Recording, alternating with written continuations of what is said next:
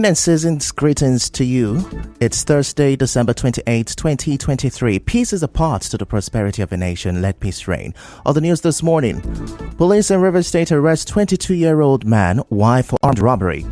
Police silent after suspected thugs vandalize house of former aide to Ikwere Council boss. NSCDC disputes number of deaths in Omoko pipeline explosion. Rivers elders insist presidential peace resolution is a death sentence. On the foreign scene, U.S. releases lost military aid for Ukraine. I am Ifechukwu Moyinli with the news. The police in Rivers State have arrested a 22-year-old man, Anthony Augustine, the leader of an armed robbery gang, and his wife, a nurse.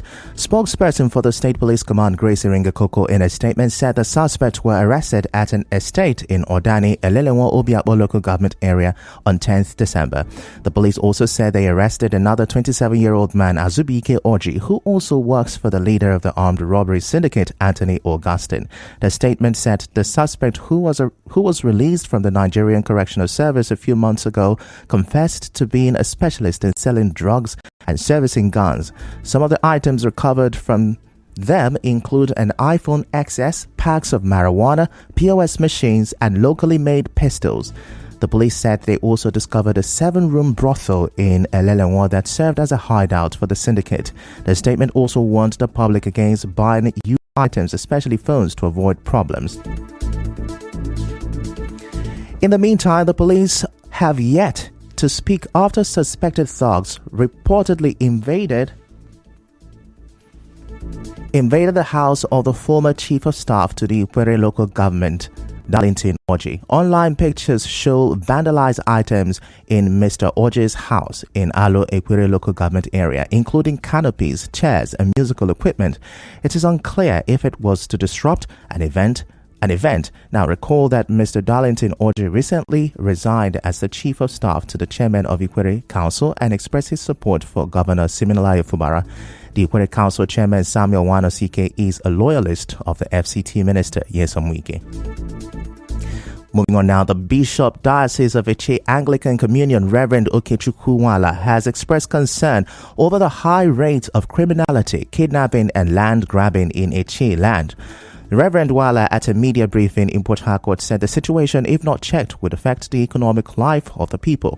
He, however, called on Governor Siminalayi Fubara, the traditional institution in Eche, political office holders, and the security agencies to save communities in Eche from the activities of criminals.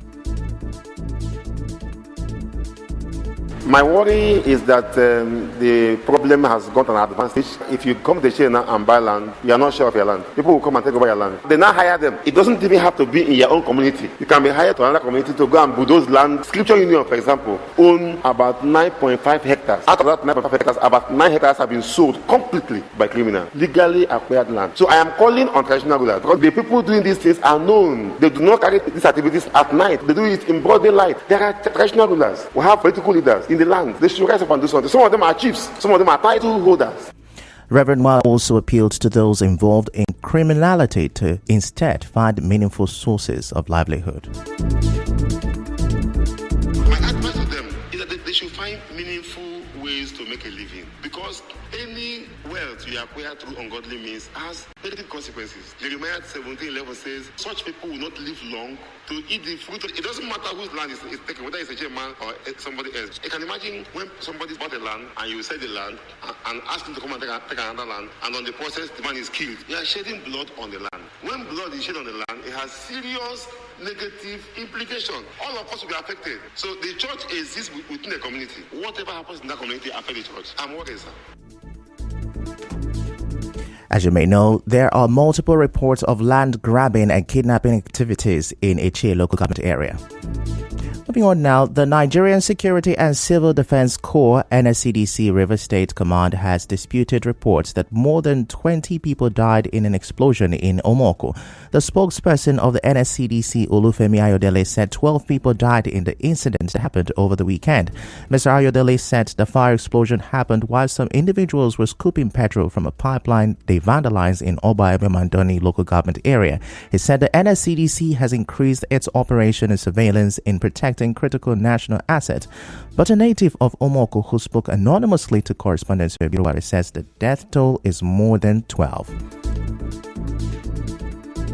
It will become Omok axis.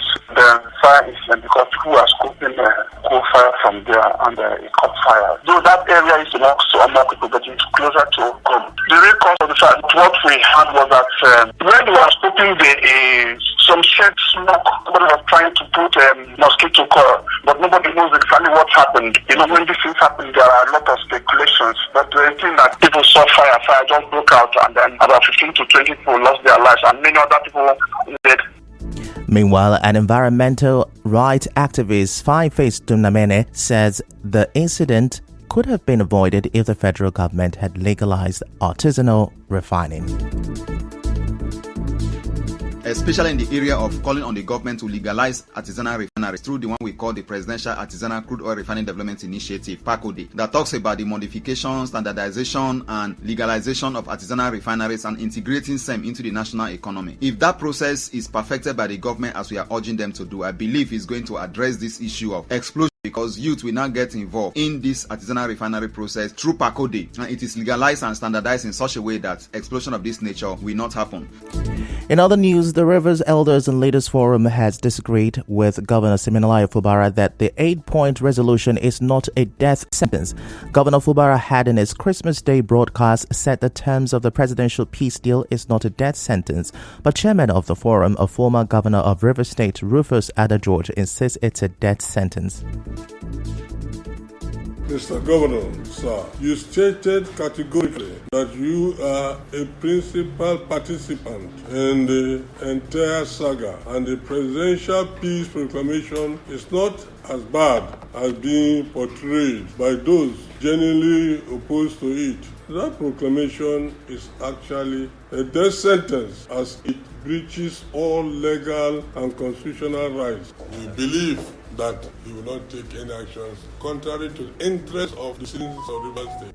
Correspondent Soebiruware reports that Professor Bristol Alabaria, Senators Bennett Birabi and Andrew Uchendu also spoke. One of the actions that have been taken here is to ask the courts to interpret the law to them. If he goes ahead to implement this against the court judgment, then that's between him and the law. The forum will take consequential issues and decisions on what we'll do hereafter as events unfold. Nothing stops us even from filing a matter exclusively in the name of the forum. But we're in support of this matter that have been filed by our members, and we're strongly behind them to save the soul of Rivers State and the good people of Rivers State. Nigeria is a federation. We want Mr. President to comply with provisions of the Constitution, while Fubara, our governor, complies with those responsibilities that the states are charged with. No interference. Still to come, group vows to recover stolen funds for Ogoni development.